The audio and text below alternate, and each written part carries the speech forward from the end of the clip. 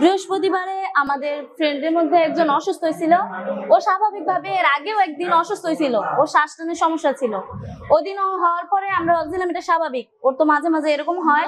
তারপর হঠাৎ করে স্যার আমাদের অঙ্ক দেয়, আমরা ক্লাসে অঙ্ক করছিলাম, তখন হঠাৎ করে আমাদের মাঝে আমাদের পাশেরই সামনের বেঞ্চের একজন অসুস্থ হয়ে যায়। ওরে আমরা ধরে নিয়ে তারপরে আমাদের স্কুলে ফার্মেসি আছে, মানে নিয়ে যাই, নিয়ে যে আর কি ইনহেলার দিই, তারপরে ওই গ্যাস নেওয়াই, তারপরেও কোনো উন্নতি ছিল না। তারপরে একে একে আরো স্কুলে অনেক মেয়েরা নিয়ে যাওয়া ছিল, দেখে তো আমরা সবাই ভয় পেয়ে গেছিলাম। তারপরে স্যার ম্যাডামের ওখানে গেছে ফার্মেসিতে, তারপর তৎক্ষণাৎ আমরা হসপিটালে যাই, বাংলা হসপিটালে।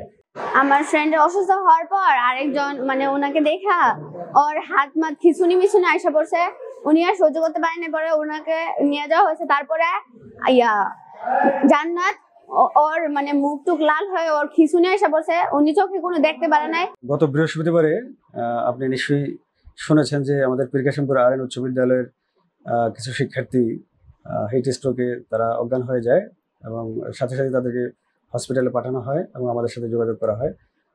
তাৎক্ষণিক আমি যে পরামর্শ দিয়েছি সেটি হলো বিষয়টি আমাদের উপজেলা নির্বাহী স্যার মহোদয়কে অবহিত করা এবং কমিটির সদস্যদেরকে অবহিত করা, পাশাপাশি বাচ্চাগুলোকে হসপিটালে চিকিৎসার ব্যবস্থা করা এবং চিকিৎসা শেষে প্রকৃতপক্ষে বাচ্চাগুলা কি কারণে এরকম হইলো তাদের একটু মতামত নেওয়া, বাড়ি বাড়ি গিয়ে, এটা আমি প্রধান শিক্ষকের পরামর্শ দিয়েছিলাম। আর এটার প্রেক্ষিতে ইউনূস স্যারের সঙ্গে আলাপ আলোচনা ক্রমে বা বিভিন্ন শিক্ষকদের সঙ্গে আলাপ আলোচনা ক্রমে আমি যেটি উপজেলা মাধ্যমিক শিক্ষা অফিসার হিসেবে মনে করি, এখন আপনি জানেন যে 23 সেপ্টেম্বর আমাদের দিন রাত্রি সমান, তো যে কারণে আমাদের মাথার উপর এখন সূর্যটি, যে কারণে আমাদের তাপমাত্রাও হঠাৎ করে বেড়ে যায়, আবার বৃষ্টি হলে কমে যায়।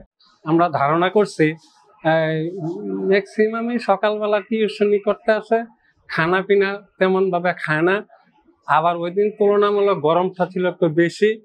তো এই দুইটা কারণে আমরা খানা পিনার অবহেলা প্লাস গরম, এই দুইটাই মূল কারণ হিসেবে আমরা চিহ্নিত করছি। তারপরে হাসপাতালে নেওয়ার পর ডাক্তাররা যেটা আমাদেরকে ধারণা দিচ্ছে যে ওই গরমের কারণে এইটাই মূলত। এই বিষয়ে আমরা প্রতিনিয়ত বলে থাকি যে তোমরা বোতল দিয়ে পানি নিয়ে আসবে, কারণ যেহেতু গরম। তো এটা ম্যাক্সিমামই তো একটু অবহেলার চোখে দেখে, যার কারণে পর্যাপ্ত পানি আনে না। নতুন করে সিদ্ধান্ত নেওয়ার চিন্তা আমরা করছি যে প্রতি ফ্লোরে যদি আমরা পানির ব্যবস্থা করে দিই তাহলে আর পানি নিচে হবে না, ক্লাসের সমস্যা হয় না।